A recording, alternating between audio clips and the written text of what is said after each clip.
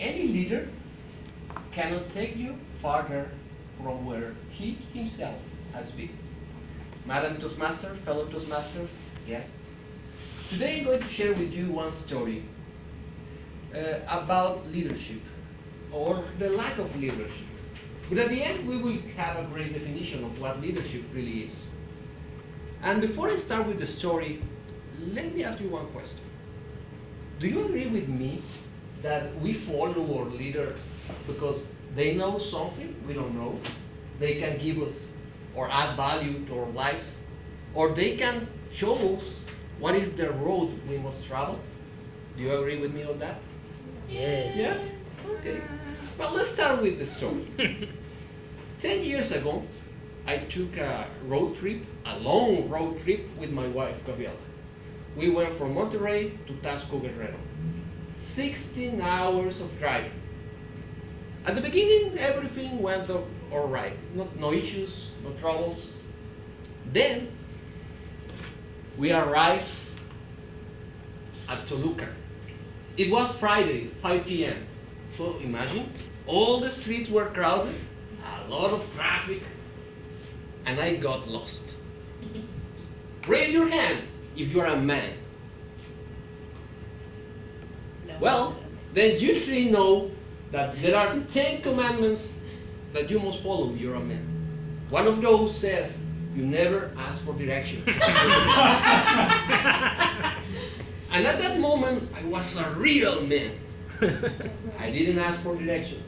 I keep going round and around and around the city for 30 minutes. Certainly, at that moment, I was a real man. But I was not a leader because I didn't know the way. And I didn't want to ask for advice or ask somebody to help me get the way. So certainly I was not a leader. After some fighting with my wife, I decided to follow her kindly advice, and I decided to stop and ask for advice. So I saw a man standing on the street. I pulled my car to the side, pulled the window down, and I said, the man, Mister, could you help us?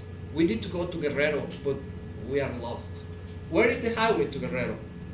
The man was eager to help. He gave me detailed instructions. He told me where to turn to right, where to turn to left, the name of the streets, and how long it will take to arrive at that place. But not only that, he repeated the instructions. He told me where to turn right, where to turn left, the name of the streets, and how long it will take. Certainly, that man was a leader because he knew the way, and he showed me the way. That was a real leader. But something must have happened. Probably that man saw something on me that made him realize I didn't understood the instructions.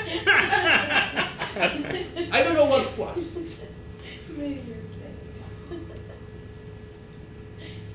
He looked directly into my eyes and told me, you didn't understood anything of what I said, right? I was a little bit ashamed, but I admitted that I didn't understand any of the directions. It was too complicated. It was a strange city. He told me, okay, let's wait. Wait here for me, and I bring my car so that you can follow me. It took less than 2 minutes, and the man got back with his car. Then he told me, follow me. Remember, it was Friday, 5 p.m., a hot day in Toluca. The streets were crowded, and he told me, follow me. I won't lie. I don't want to lie to you, because I was a little bit afraid. What if he wants to rob us? Maybe he is a kidnapper or something wrong. But as I had no alternative, I followed his advice, and I started driving on the crowded streets of Toluca. And as we were driving, I saw that his instructions were right. We turned at the right in the the place he told. We took to the left at the street he mentioned. We took 15 minutes to arrive to the exit to Guerrero. And I knew it because there was a huge highway symbol that says Guerrero that way. The man pulled the car at the side. I put my car at the side. I thanked him for his kindly help and then drove away. About 5 minutes later, I thought to myself, this man was a real leader. But more than that, he was an angel. Because he put me on the right track when I was lost. And certainly, this man feels the definition of leadership that I love, the definition of John Maxwell. Because as John Maxwell says, real leaders know the way, show you the way, and walk the way with you.